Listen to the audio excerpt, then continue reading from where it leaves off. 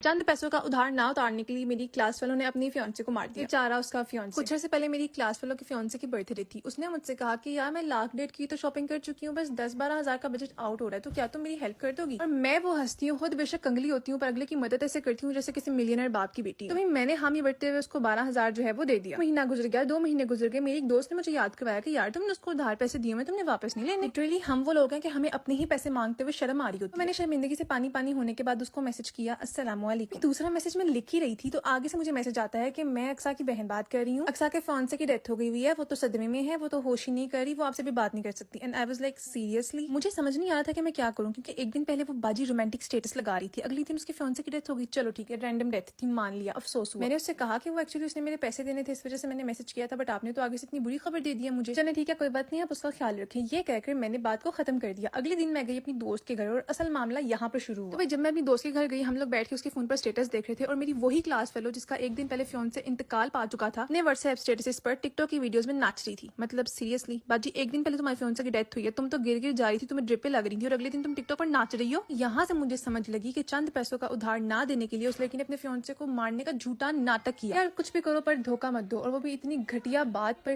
پھر میں نے بھی جو کیا نا، قسم سے مزہ آ گیا۔ میں نے کسی نہ کسی طرح نکالا اس کے فیانسے کا نمبر، اور میں نے اس کو کال کی، اور آگے سے اس نے میری کال اٹھائی، اور جب میں نے اس سے پوچھا کہ آپ زندہ ہیں، لائک وہ بہت عجیب سوال تھا، اور میں نے اس سے پوچھا کہ بھائی تم زندہ ہو؟ اس نے کہا جی کیا مطلب؟ تو میں نے کہا کہ بندی نے میرا چند پیسوں کا ادھار اتارنا تھا، اور جب اس ادھار کے لیے میں نے اس کو میسج کیا تو اس نے آگے سے مجھے بتایا کہ آپ تو انتقال پا چکے ہیں۔ میں نے اس کو شروع سے لے کر اینڈ تک ساری بات کے بارے میں بتایا۔ پہلے تو وہ بہت حیران پریشان ہوا، اس کے بعد اس لوئل بندے نے، اس گرین گارڈن نے، گرین فلیگ نے بہت ہی ہمت کے ساتھ اپنی ہی بندی کو میرے سامنے کور کرنا شروع کر